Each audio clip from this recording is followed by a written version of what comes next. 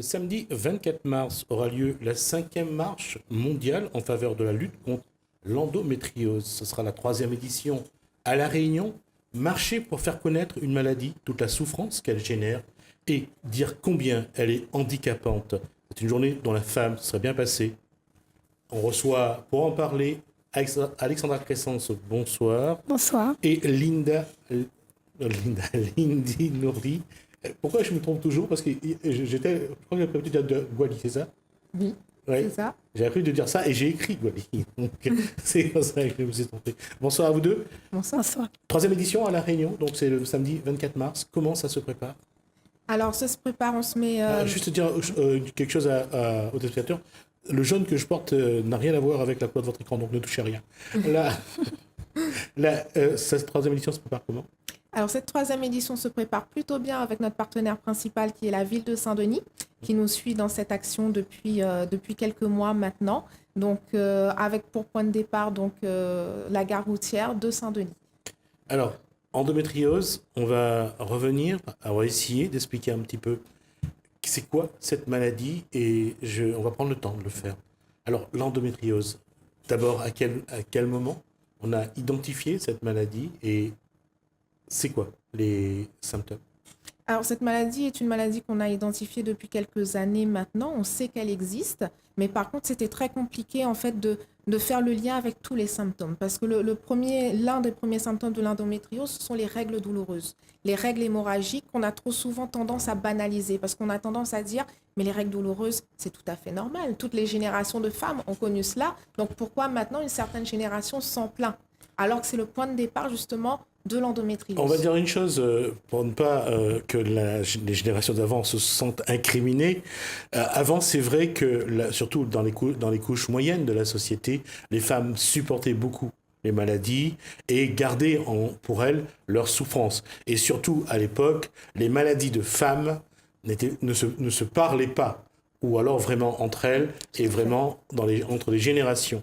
Et c'est vrai qu'aujourd'hui, la femme peut, depuis 68, la femme est dans une émancipation, dans une libéralisation de sa vie, et c'est vrai qu'aujourd'hui, on dit les choses. Mais c'est vrai que la génération d'avant ne comprend pas qu'aujourd'hui, la femme dise les choses. Et aujourd'hui, comment la femme aujourd'hui parle de ça? Parce que la maladie de femme n'a jamais été quelque chose qu'on disait comme ça. Je veux dire, c'est pas très honorable d'en parler, entre guillemets. Aujourd'hui, on en parle. C'est peut-être ça l'essentiel. Oui, on en parle, mais ça reste encore très discret. Ça reste encore sous le poids du tabou, parce qu'on reste toujours sur des sujets compliqués qui sont la sexualité, les règles douloureuses, les rapports intimes douloureux. Parler de selle également, puisque c'est des douleurs également pour aller à la selle, pour aller uriner. Et tout ça, c'est la femme. Pourquoi la question, elle est peut-être un peu bête de ma part, mais je la pose quand même. Pourquoi la femme a peur de dire, aujourd'hui, je parle de la femme d'aujourd'hui, a peur de dire sa souffrance? Parce que ça reste, comme disait Lindy, ça reste vraiment tabou. Selon la personnalité aussi de la femme, vous avez des personnes, comme pour les hommes aussi, vous avez des personnes qui vont être très pudiques, déjà de base, et en plus parler de ce sujet-là, ça va être compliqué pour elles. Vous avez des personnes qui vont être beaucoup plus enclins à discuter, à parler, et qui vont avoir pris un petit peu de cette libération qu'on a maintenant. Et souvent, ce sont les femmes, justement, qui ont cette liberté de parole, qui poussent celles qui sont pudiques à le faire. Et le but de notre action, c'est ça, on met en place des groupes de parole, on essaye de dire aux femmes et aux jeunes filles, n'ayez pas peur d'en parler, nous, on est là pour vous écouter, on est là pour échanger avec vous, parce que le problème de cette maladie, c'est que tant qu'on n'en parle pas, personne ne se pose la question si on l'a ou pas. Parce qu'il y a une chose, dans ce qu'avait dit Lindy, c'est ne serait-ce que dans les rapports intimes, dans les rapports sexuels. Je veux dire, quel est l'intérêt pour la femme d'avoir des rapports sexuels si ça la fait souffrir, si ça l'handicape autant? Je veux dire, de serrer les dents pendant ce qui aurait dû être un plaisir, c'est peut-être pas quelque chose de... Genre, ce qui serait plus simple d'en parler, quoi, je veux dire. Oui, tout à fait. Et c'est pour ça que du coup, l'endométriose, c'est aussi un problème de couple, c'est aussi une maladie de couple, puisque on n'est pas les seuls, ok, on est les premières victimes, on est celles qui portons les symptômes, mais il y a aussi le couple et la famille qui en souffrent également avec nous, notamment le conjoint, parce qu'il y a cette première difficulté qui se pose au couple de savoir si on pourra arriver à fonder une famille ou pas. Alors, on va essayer de poser la question, à quel niveau du corps ou de l'appareil génital de la femme peut démarrer cette maladie? Alors, l'endométriose a pour point de départ l'endomètre. Donc, on est au niveau de l'intérieur de l'utérus. Il y a une membrane qu'on appelle l'endomètre et qui, en fait, s'épaissit et, en absence de fécondation, donne les règles, qu'on appelle communément. Mais, en fait, pour les femmes atteintes d'endométriose, c'est les morceaux d'endomètre qui vont remonter au niveau des ovaires, au niveau des trompes, au niveau de l'appareil digestif, au niveau de la vessie, parfois même jusqu'au poumon pour certaines, au niveau du foie. Et ces morceaux-là vont continuer à évoluer comme si elles étaient à l'intérieur de l'utérus. Et du coup, elles vont se mettre à saigner pendant les menstruations également. Sauf que là, il n'y aura pas d'orifice pour l'évacuation. Et donc, il y aura un amas de sang qui vont s'accumuler à l'intérieur et vont créer un dysfonctionnement au niveau de différents organes atteints. Et comment aujourd'hui, est-ce qu'aujourd'hui la médecine propose un moyen d'évacuer ce sang d'une façon ou d'une autre? D'évacuer ce sang d'une façon ou d'une autre, non. En fait, ce qu'on a comme traitement, c'est la mise sous pilule continue ou de créer une ménopause artificielle ou de passer par une chirurgie. Et en général, dans les cas d'endométriose, lorsque l'on pose le diagnostic, on préconise dans un premier temps la mise sous ménopause artificielle. On attend de voir comment évolue la maladie, le but étant de la faire se régresser, mais ce n'est pas le cas pour toutes les femmes. Je vais juste préciser pour ceux qui regardent, quand on parle de ménopause artificielle, c'est surtout d'éviter que la femme ait des règles. Voilà. De manière chimique, on nous donne des traitements. Là, on prend la pilule, par exemple, de manière continue, voilà, pour arrêter les règles. Ou parfois, on a des injections hormonales. Alors, je reviens là-dessus, sur l'endomètre. Est-ce qu'il y a une façon aujourd'hui, est-ce qu'aujourd'hui la médecine a inventé un médicament pour essayer ne serait-ce que de faire en sorte que l'endomètre reste à son endroit, ou c'est peut-être ça la question, ou alors quelles sont les solutions qui sont proposées aujourd'hui par la médecine pour ne serait-ce que d'une part maîtriser l'endomètre ou atténuer les effets de l'endométriose? Justement, il y a très peu de recherches à l'heure actuelle au niveau mondial, pas que en France, par rapport à l'endométriose. Et tout ce qu'on peut nous préconiser, dans un premier temps, c'est les traitements médicamenteux, donc la mise sous pilule, les injections hormonales par la suite et la chirurgie qui reste quand même la solution plus ou moins efficace sur du long terme pour nous soulager. Et là encore, on précise pour nous soulager parce qu'on ne guérit pas forcément de l'endométriose. On peut récidiver malgré une chirurgie plus ou moins bien faite. Alors, oui. Après, ce qu'il faut savoir aussi, c'est que on a parlé donc de ce qu'on subit quand on a la maladie, mais il faut savoir aussi que les traitements qu'on a nous amènent avec pas mal d'effets secondaires. Donc une femme qui, par exemple, a de l'endométriose, mais ne souffrait pas, par exemple, pendant les rapports intimes, avec la ménopause artificielle, va se retrouver avec une perte totale de libido, par exemple. Elle va avoir des problèmes digestifs. À force de prendre trop d'anti-inflammatoires pour calmer les douleurs, elle va avoir des reflux gastriques. Donc, un médicament entraîne un autre médicament. Donc, en plus des problèmes qu'elle peut avoir au quotidien, les médicaments vont rajouter d'autres effets qui vont faire que ça va être une fatigue chronique, ça va être des douleurs dans les membres. La ménopause, normalement, c'est passer un certain âge. Moi, j'ai été mise, par exemple, en ménopause artificielle à 25 ans. Là, à 33 ans, j'ai l'impression des fois d'avoir le corps d'une femme de 80 ans. Donc c'est vrai qu'à un moment donné, ça vous fait perdre. Donc la vie de couple, c'est compliqué. Le conjoint a du mal à comprendre aussi, ce qui est normal, parce que c'est quelque chose qui ne se voit pas. Donc souvent, il se dit, est-ce que c'est pas elle est-ce qu'elle n'a pas un problème avec moi? Est-ce que les sentiments ne sont pas partis? Donc il y a ça. Il y a aussi le fait, quand vous êtes en ménopause, vous n'avez pas la même patience. Vous avez cet effet hormonal qui vous met sur les nerfs. Donc il y a les enfants. L'irritabilité. Voilà. Ouais. Il peut avoir les enfants, il peut avoir tout votre entourage en fait qui en pâtit. Et donc vous en souffrez, et vous en souffrez encore plus quand vous vous rendez compte que tout votre entourage en souffre. Et je vais vous poser la question, et ne soyez pas surprise par cette question. Comment faire justement aujourd'hui, en tant que femme, en tant que mère, je suppose aussi, pour vivre justement cette situation-là?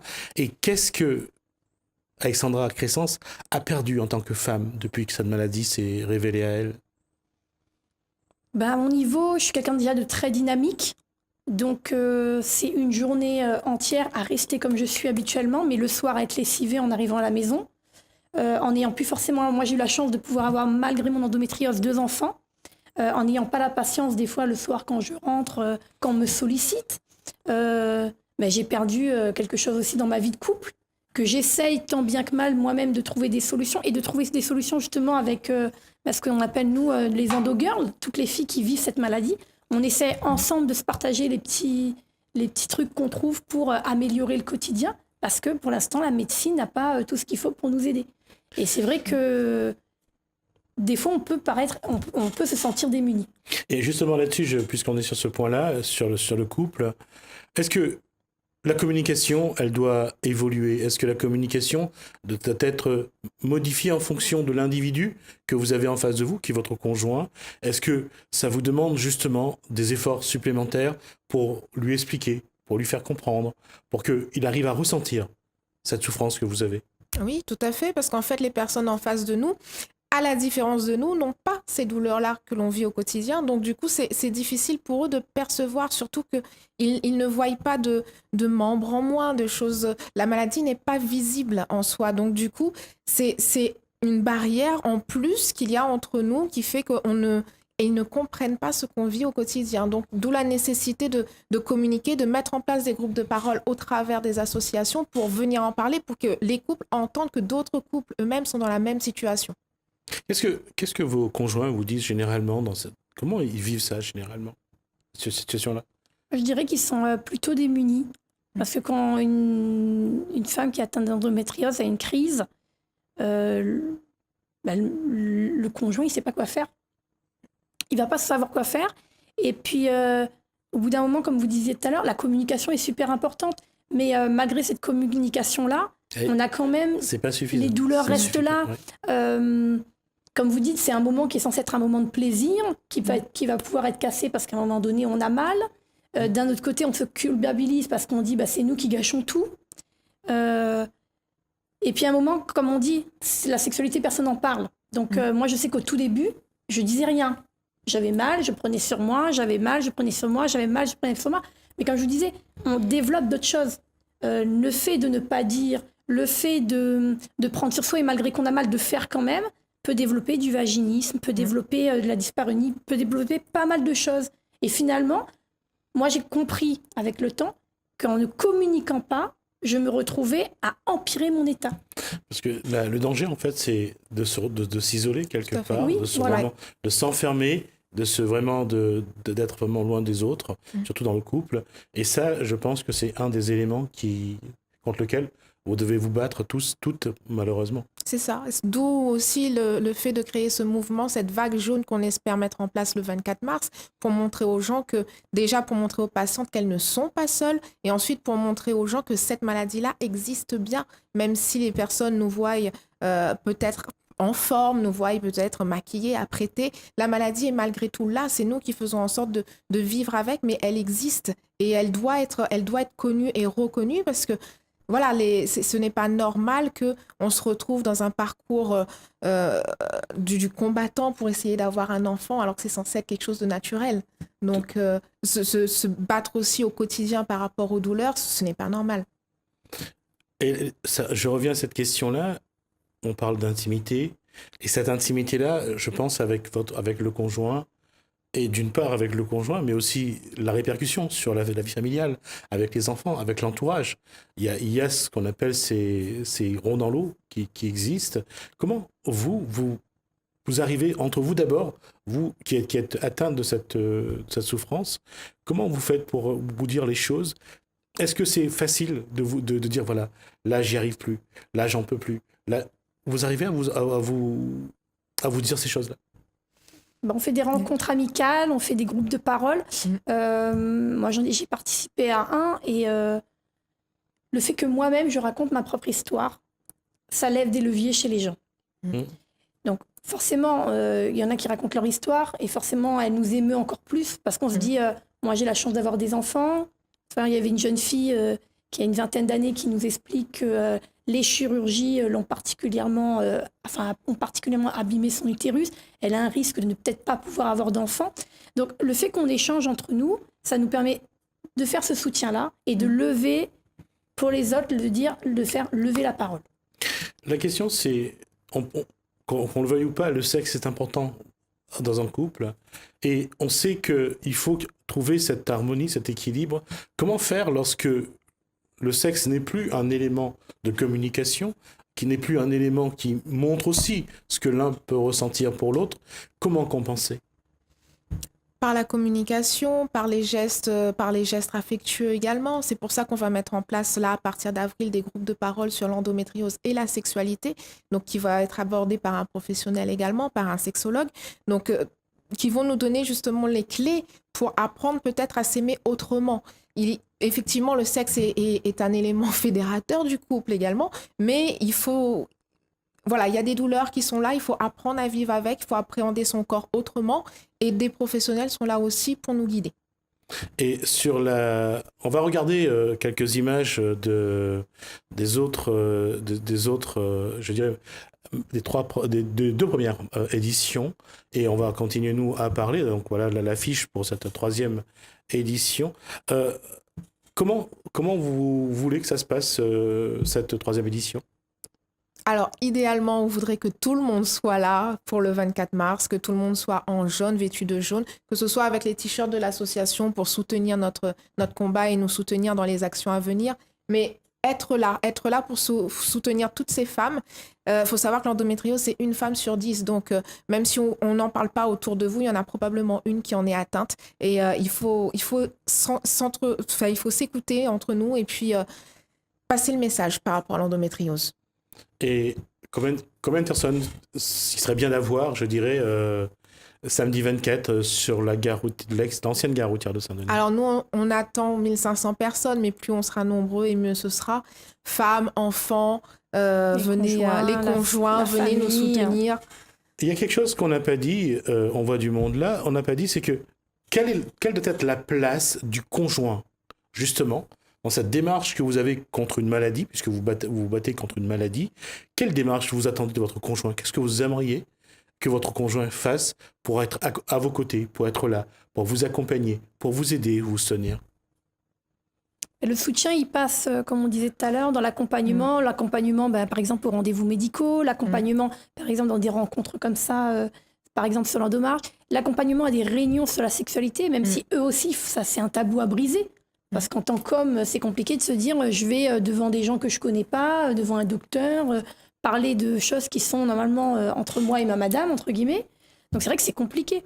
Mais c'est ça, c'est essayer eux aussi de braver ce silence qui est fait sur la maladie et de se dire j'y vais. Et si on fait une projection, on se met à la place de ces conjoints qui doivent se dire voilà, je vous présente la femme que j'aime et que je ne peux pas aimer finalement jusqu'au bout parce que voilà, aujourd'hui elle souffre. C'est bizarre, qu'on a l'impression que c'est difficile à dire en fait. Oui, c'est difficile à dire parce qu'on n'a pas envie d'exposer la maladie aussi au regard des autres. C'est compliqué. Ah, parce que quand on sait que vous avez cette maladie-là, on vous regarde comme une malade ou on vous regarde comme une femme? On nous regarde comme quelqu'un de différent. On nous regarde... Enfin, moi, j'ai eu cette impression-là, en tout cas, au tout début, c'est qu'on nous regarde comme une personne différente. Comme quand on atteint un certain âge et qu'on n'arrive pas à avoir d'enfants, forcément la question se pose. Et là, quand on doit expliquer que on ne pourra pas en avoir, c'est compliqué. Le regard des autres pèse énormément. Alors, on va regarder la deuxième vidéo sur les pancartes. On va voir si les messages qui sont sur les pancartes, et on va essayer de voir que finalement, à chaque fois, il y a ce besoin d'expression, d'affirmation aussi, et quelque part, enlever un petit peu j'allais dire, il y a une forme de honte derrière. Et ça, c'est quelque chose qui peut paraître paradoxal. Alors voilà, donc, ce qu'on peut voir sur les banderoles, ce qu'on peut voir sur... c'est quoi Endomarche Alors, l'Endomarche, c'est une marche mondiale qui a pour initiative, qui a pris toute son initiative aux États-Unis et qui est relayée dans plus de 45 pays au monde. Voilà, donc il y a quand même pas mal de choses qui est dit. Le changement, pourquoi le changement, on le veut maintenant? Parce qu'on est toujours dans le tabou. On est toujours dans le tabou parce que c'est difficile de briser ce silence et que la vague jaune, on ne la veut pas que le 24 mars, on voudrait la voir tout le temps. Et dessus, il est marqué non à la honte. On en parlait il y a quelques instants. C'est bizarre, la honte, on a l'impression que c'est le conjoint qui le porte plus que la victime, parce que c'est sa femme, mais quelque part, c'est lui qui se sent gêné un petit peu. C'est peut-être ça qu'il faut changer un petit peu, c'est ce regard-là qu'on doit changer, je pense. Pas forcément les hommes qui ressentent que la honte, les femmes aussi, parce qu'on fait souvent l'amalgame avec endométriose et peut-être maladie sexuellement transmissible, ce qui fait que c'est encore plus dur à en parler, alors qu'il n'y a pas d'amalgame à faire. C'est quelque chose de complètement... Et pour une fois, c'est vrai que c'est compliqué. Je dirais même plus que c'est la femme vraiment qui l'a, parce que une femme doit donner la vie. Ouais. Donc souvent, en plus, encore plus dans notre culture à nous ici, c'est compliqué d'être une femme et pas d'avoir d'enfants. Et au bout d'un moment, elle a peut-être pas aussi envie d'expliquer. Si à chaque fois, elle a passé la trentaine et qu'à chaque fois qu'elle va à une réunion de famille, on lui dit « Ah, t'as vu le petit dernier d'un tel, toi, quand est-ce que tu fais un petit ?» Et la personne est blessée. Moi, j'ai des amis qui m'ont dit, au bout d'un moment, elle ne supportait plus d'aller dans les repas de famille parce qu'elle était fatiguée de voir les femmes enceintes.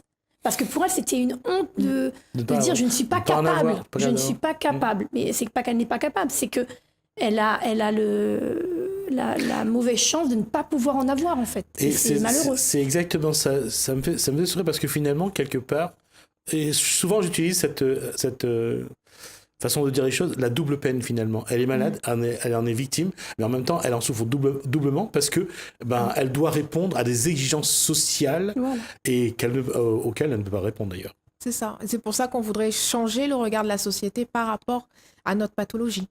D'accord. Donc on se dit donc rendez-vous le 24 mars à la gare routière de Saint-Denis.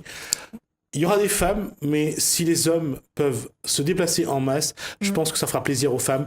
Ça veut dire que les hommes reconnaîtront. Et les femmes, ça lui fera plaisir de savoir que les femmes reconnaissent qu'elles souffrent, qu'elles sont victimes. Et comme je disais tout à l'heure, c'est une maladie très handicapante. On ne se rend pas compte, mais ces femmes souffrent énormément. Et c'est vrai qu'il faudra être présent le 24 mars pour dire à ces femmes qu'on est en tout cas à leur côté. Merci Linda Nourli, merci Alexandra Crescence.